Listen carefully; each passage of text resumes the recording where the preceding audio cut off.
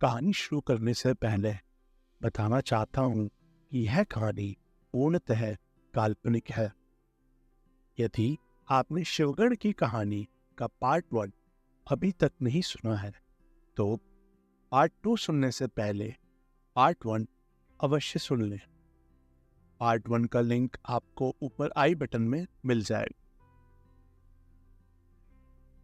तो अब शुरू करते हैं शिवगढ़ की कहानी का पार्ट 2। अब आर्यन अपनी सुपर हीरो की छवि को पूरी तरह प्रयोग में लाने लगा। वह अपनी सुपर हीरो कारनामों की वीडियो को अनेकों मार्केटिंग चैनल्स पर शेयर करता और उनसे मोटी रकम वसूला करता था। आर्यन माफिया ड्रग डीलरों को मारकर उनकी करोड़ों अरबों की संपत्ति को जब्त कर लेता और उस संपत्ति को वह अनेकों नेक कार्यों में लगा देता। राजीव इन अरबों रुपयों का इस्तेमाल गरीबों के मुफ्त इलाज के लिए हॉस्पिटल बनवाने और गरीब बच्चों को शिक्षित करने हेतु स्कूल बनवाने में करता था। उधर स्वर्ग के सिंहासन पर विराजमान दैत्यराज वज्रबाहु पृथ्वी पर राज करने हेतु अनेक शक्तिशाली सेना नायकों को भेजता है, किंतु आर्यन के रूप में शिवगढ़ उन सभी का वध कर देता है।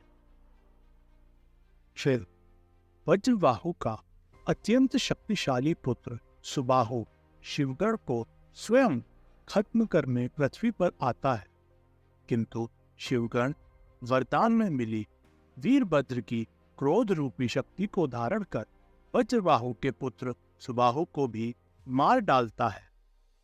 अपने प्रिय पुत्र के वध पर अत्यंत क्रोध में वज्रबाहु पृथ्वी पर ही आक्रमण करने का निर्णय ले लेता। दैत्य गुरु शुक्राचार्य की चेतावनी के बावजूद भी वज्रबाहु शिवगढ़ से भिड़ने पृथ्वी पर आकर अपनी सेना के साथ भयंकर प्रलय मचा देता है।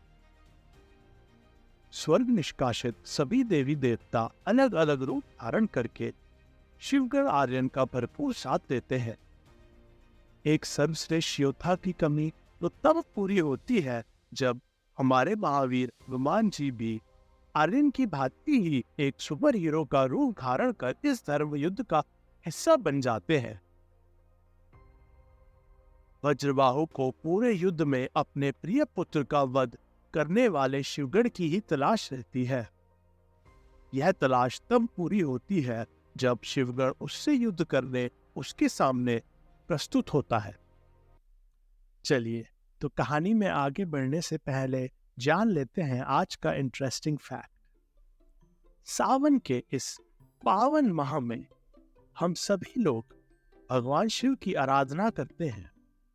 महाशिवरात्रि वाले दिन भी हम भगवान शिव की पूजा करते हैं, लेकिन कभी सोचा है कि भगवान शिव के साथ हमेशा उनके गण भी रहते हैं? आखिर कौन है ये गण? क्या है इनका महत्व?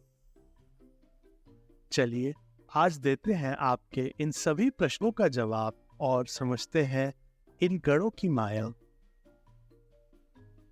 भगवान शिव के गणों का कई अलग अलग तरीके से वर्णन किया जाता है। कोई उन्हें शिव का मित्र बताता है तो कोई उनका रक्षक। असलियत में भगवान महादेव के गण उनके मित्र भी हैं और रक्षक भी। वे उनके सखा भी हैं और सखी भी।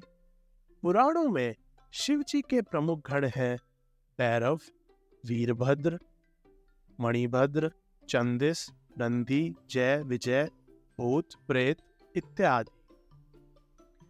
ऐसी मान्यता है कि ये गण मनुष्य से अलग थे और किसी दूसरी ही दुनिया से आए थे। इनके शरीर में हड्डियां नहीं होती थी और आकार विचित्र सा होता था। ये गण भाषा में इंसानों जैसी बोली नहीं बोला करते थे और बस कुछ शोर सा करते थे। इसके चलते सभी लोग उन्हें सनकी कहते थे, लेकिन सिर्फ भोलेनाथ ही हैं जो उनके उस शोर को समझते हैं और उनको अपना हितैषी मानते हैं। कहानी के अंत में जानेंगे महाप्रभु के गणों में से एक नंदी की विशेषता है। चलिए अब कंटिन्यू करते हैं आगे की कहानी। दोनों में घमासान युद्ध होता है। अपनी और वीरभद्र की रौद्र शक्ति के साथ लड़ने पर भी वज्रबाहु महाप्रभु और ब्रह्मा जी से मिले वरदान के कारण शिवगण पर बहुत ही भारी पड़ता है।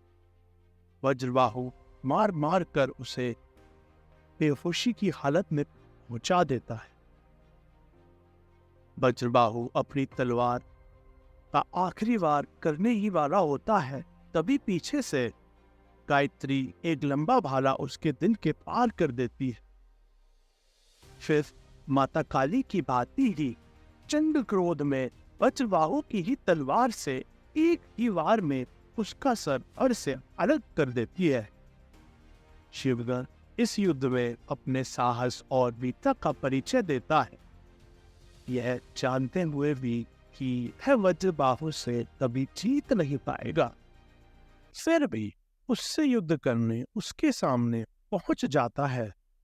महाप्रभु उसकी वीरता से अत्यंत प्रसन्न होकर उसे वापस कैलाश निवास हेतु चलने को कहते हैं, तो वह यह कहकर चलने को मना कर देता है कि उसकी आवश्यकता पृथ्वीवासियों और उसकी बहन को अधिक है। अब पृथ्वी ही उसकी कर्म भूमि है। वह अपनी माँ बहन के साथ पृथ्वी पर ही रहना चाहता है। महाप्रभु उसकी यह विनती सहर्ष स्वीकार कर लेते हैं और शिवगण को अपना आशीर्वाद देकर वापस कैलाश लौट जाते हैं। और यहीं समाप्त होती है हमारे शिवगण की कहानी।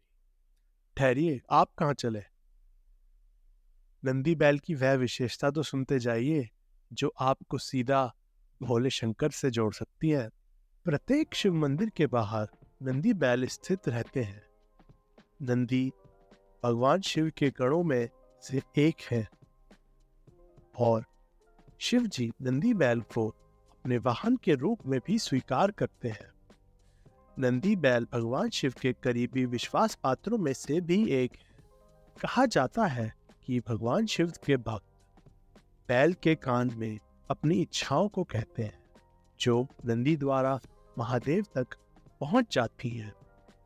तो अगली बार आप जब भी भगवान शिव के मंदिर में जाएं और नंदी बैल के दर्शन करें, तो उनके कान में भगवान शिव के प्रति अपना प्रेम व्यक्त करना बिल्कुल भी ना भूलें। तो यही समाप्त करते हैं अपनी इस वीडियो को।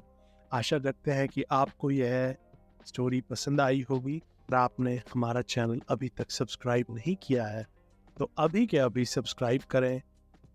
YouTube एल्गोरिथम के लिए प्लीज़ हमारी वीडियो को लाइक करें। और चलिए फिर मिलते हैं आपसे अगली वीडियो में किसी और इंटरेस्टिंग स्टोरी के साथ।